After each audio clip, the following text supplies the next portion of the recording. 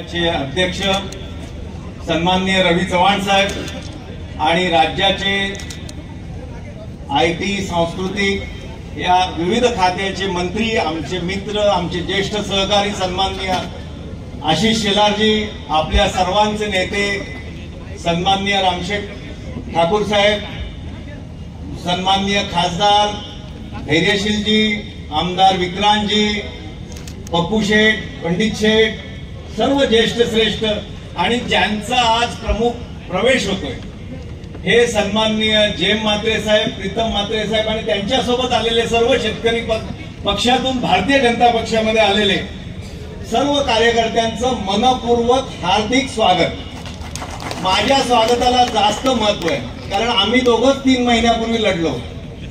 मी तर जेम म्हात्रे साहेबांकडे 30 वर्षापासूनचा आमचा घरोबा आहे।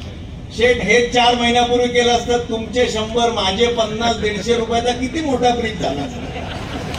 जाऊन द्या, सर्व आले 100%।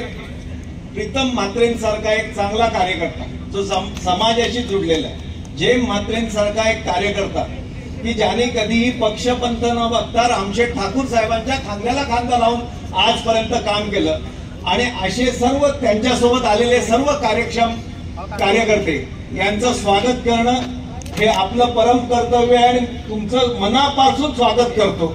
यापुढे कधीही जुनं नवीन हा वाद पूर्वी नव्हता, आता राहणार नाही, पुढे राहणार। आपलं लक्ष एक, आपला पक्ष मोठा बनवायचा आहे।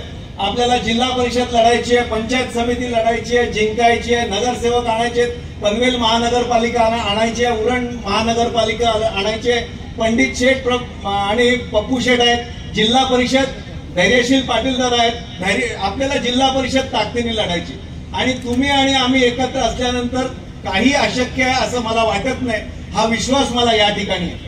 आणि मला पूर्ण खात्री आहे की आलेल्या लोकांना आज तो शेतकरी कामगार पक्ष म्हणजे परवा जेम म्हात्रे साहेबांनी सांगितलं आम्ही आघाडीतून बाहेर पडतो, निश्चित एक चांगला निर्णय घेतला।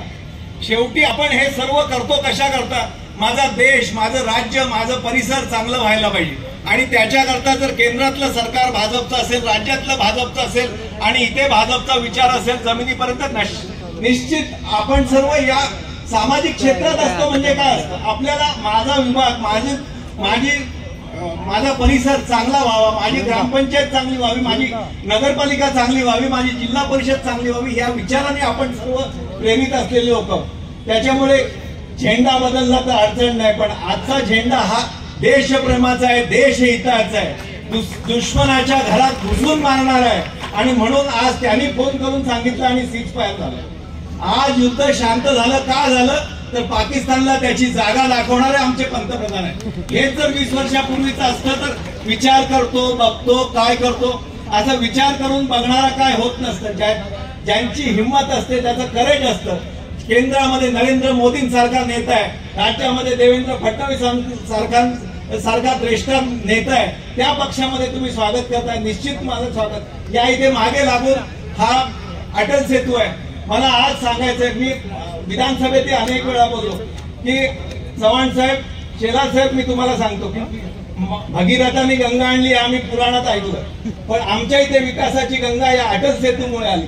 आणि मला सांगा 2080 पासून, या 1980 पासून ज्या ब्रिजचं प्लॅन तयार होता ते कधीही प्रत्यक्षात अवतरलं नाही, पण 2014ला आमचे नेते देवेंद्रजी या राज्याचे मुख्यमंत्री होतात, ते जपान सारख्या जैकाकडून त्याच्याकरता लोन आणतात आणि हा अटल सेतू पूर्ण करतात। आणि आमचा आज उलवेकर असेल, उरणकर असेल, पनवेलकर असेल, तो 20 मिनिटांमध्ये या सेतूतून पलीकडे जातो आणि इथून 40व्या मिनिटांमध्ये आम्ही मंत्रालय, हायकोर्ट, नरिमन पॉइंटला जातो। ही मुंबईच्या जवळीक आम्हाला ही विकासाची गंगा ज्या नेत्यांनी आणली, त्या देवेंद्र फडणवीसांनी आणली, त्या पक्षामध्ये तुमचं मी हार्दिक स्वागत करतो। आणि या पुढच्या काळामध्ये सर्व निवडणुका आपल्या येण्याने निश्चित पक्ष मजबूत होतोय आणि त्याच्यामुळे तुम्ही आणि आम्ही, जेम म्हात्रे हे पूर्वी आमचे ज्येष्ठ होते, रामशेठचे सहकारी होते आणि तुम्ही सर्व मिळून जो निर्णय घ्याल, आपण सर्व मिळून जो निर्णय घेऊ तो पक्ष हिताचा घेऊ, जिंकणाऱ्याच्या सोबत राहू, जुनं नवीन हे काही विचार न करता आपण सोबत राहू, ही ग्वाही मी आज या सगळ्यांसमोर तुम्हाला देतो। तुमचं स्वागत करतो, थांबतो. धन्यवाद. जय हिंद, जय महाराष्ट्र.